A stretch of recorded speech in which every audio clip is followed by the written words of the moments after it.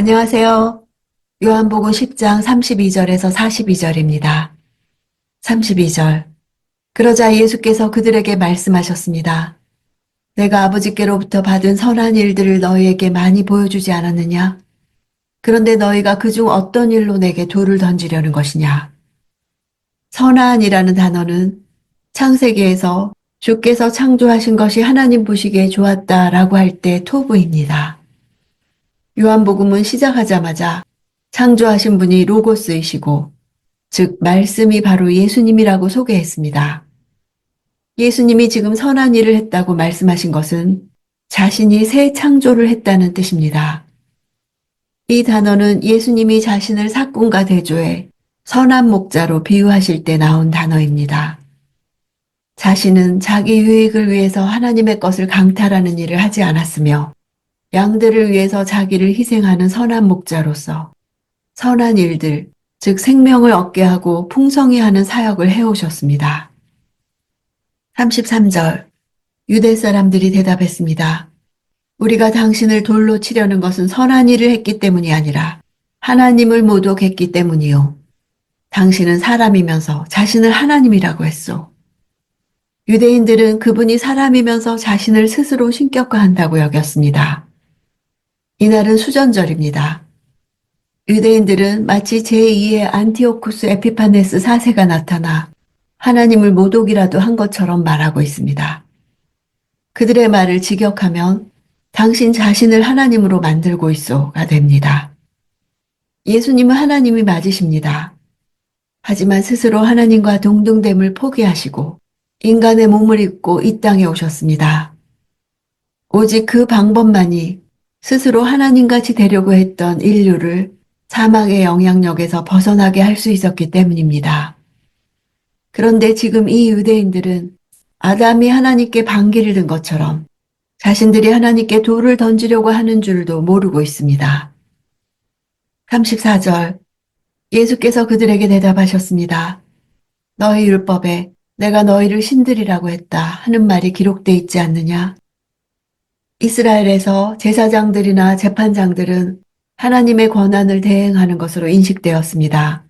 즉 그들의 공적 의무에 신적 권위가 부여되어 있다는 말입니다. 예수님은 시편 82편 6절을 인용하여 그들의 고발을 오히려 그들에게로 돌리셨습니다. 시편 기자는 이스라엘의 재판관들에게 재판장이신 하나님이 그분을 대신하여 통치하도록 임명하신 작은 신들과 같았다고 했습니다. 하나님의 대행자를 신이라 부른다면 하나님께서 이 세상에 보낸 자신을 하나님의 아들이라 칭하는 것은 신성모독이 아니라고 말씀하시는 것입니다. 36절. 그런데 아버지께서 거룩하게 하셔서 세상에 보내신 그가 자기를 하나님의 아들이라고 말한다고 해서 너희는 그가 하나님을 모독한다고 말하느냐? 만약 하나님의 말씀을 받아 재판하는 이들을 신으로 불렀다면 말씀 자체가 되어 이 세상에 온 예수님 자신은 더욱 신이라 불러야 하지 않겠느냐는 것입니다.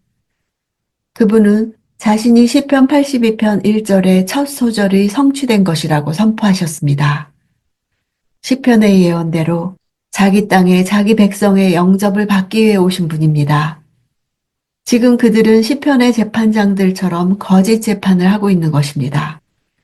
이스라엘의 변절된 통치자들이 재판장이신 하나님을 심판하는 것이야말로 신성모독의 극치였습니다. 37절. 내가 내 아버지의 일을 하지 않거든 나를 믿지 말라. 예수께서 하나님의 아들이라는 증거는 선한 일들입니다. 하나님께서 역사하실 때만 일어나는 일들이 예수님을 통해서 일어나고 있었습니다. 구약에서 줄곧 예언해온 하나님의 계획이 성취되고 있었고 하나님의 영광만이 드러나고 있었습니다. 이제 바리새인들이 오히려 중요한 시험대에 오른 셈입니다. 그들은 예수께서 행하신 일들이 하나님의 일이 아니라고 하든지 아니면 예수를 하나님께로부터 오신 자로 받아들이든지 선택해야만 했습니다. 39절. 유대 사람들은 또다시 예수를 잡으려고 했으나 예수께서는 그들의 손에서 벗어나서 피하셨습니다. 앞서 18절에서 예수에게서 목숨을 빼앗는 자가 있는 것이 아니라 스스로 자신을 내어주시기 전까지는 아무도 예수님을 붙잡을 수 없었습니다. 하나님의 때가 되기까지 예수님은 자신을 버릴 권세를 사용하지 않으셨습니다. 41절. 그러자 많은 사람들이 예수께 나와 말했습니다. 요한이 표적을 일으키지는 않았지만 요한이 이 사람에 대해 한 말은 모두 사실이었다. 이때는 세례 요한이 참수를 당한 후입니다. 예루살렘의 유대인들은 신성 모독이라면서 돌로 치려 했으나 예수님의 음성을 듣고 예수님을 알고 예수님을 따르고 믿는 자들도 있었습니다. 세례 요한은 예수님을 전하면서 아무런 표적도 행하지 않고 오직 말씀만 전했습니다. 그분을 통해 올 하나님 나라만 전했습니다. 자신의 말을 듣는 사람들의 관심이 오직 한 분 예수님께로만 향하도록 전했습니다. 세례 요한은 죽었지만 그의 말씀은 남았습니다. 사람들은 예수님을 만나서 그분의 말씀을 듣자 세례 요한이 전해주었던 바로 그분이시라는 것을 알아차렸습니다. 세례 요한의 증언이 사실이었다는 것을 금방 알 수 있었습니다. 그들은 표적이 없이 말씀만으로 예수님의 음성을 알아듣는 양들이었습니다. 이것이 요한복음이 가장 이상적으로 그리고 있는 믿음의 단계입니다. 42절. 그곳에서 많은 사람들이 예수를 믿게 됐습니다.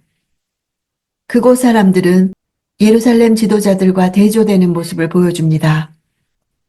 이것은 세례 요한의 사역의 결과로 보아야 할 것입니다.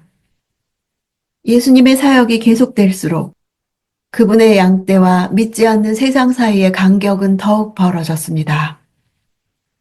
그분이 자신의 정체와 사명에 대하여 선포하신 진리는 목자가 자신의 양떼를 불러 따르게 하시는 음성이었습니다.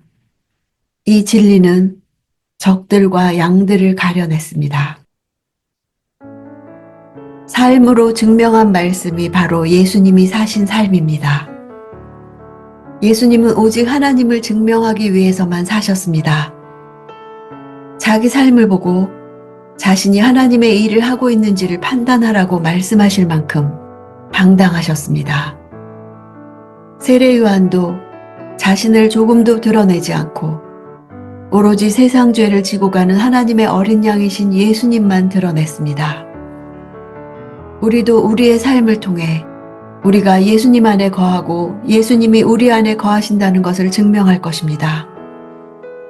사람들이 우리가 속한 교회를 보고서 우리가 우리의 힘으로 사는 것이 아니라 하나님의 힘으로 살고 있다고 믿을 수 있게 말입니다. 우리를 낚아채서 삼키려는 이 세상에서 오직 우리를 사랑하시는 일에 하나 되신 아버지와 예수님만을 따릅니다.